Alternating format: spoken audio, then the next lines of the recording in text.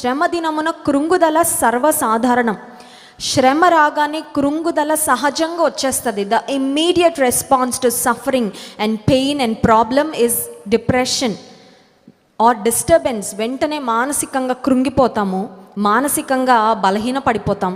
కానీ దేవుని వాక్యం చెప్తుంది, శ్రమ దినమున కృంగితే చేతగాని వారము అయిపోతామంటే. ఇప్పుడు ఒక ప్రశ్న అడుగుతాను. అన్నీ సాధ్యమైన దేవుడు, సమస్తమును సాధ్యపరిచే దేవుడు మన పక్షంగా ఉండగా చేతగాని వారం అవడము అది కరెక్టేనంటారా? చెప్పండి. శ్రమ దినమున కృంగిపోతే చేతగాని వారం అవుతామని వాక్యంలో ఉంది. సమస్తము ఆయన చేతలలో, ఆయన చేతులలో ఉంచుకున్న దేవుడు.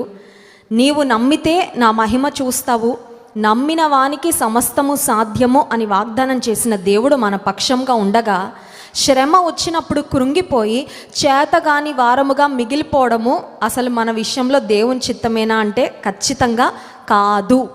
ఏ విశ్వాసి కూడా చేతగాని వారిగా మిగిలిపోవాలని దేవుడు కోరుకోవట్లేదు. ఎందుకంటే అన్నిటినీ తన చేతుల్లో ఉంచుకున్న దేవుడు, సమస్తము మరి సామర్థ్యము కలిగిన ఆయన చేతులతో బాగు చేయగలిగిన దేవుడు మన పక్షమున ఉండగా చేతగాని వారముగా మనం ఎవ్వరం కూడా అయిపోవాల్సిన అవసరము లేదు.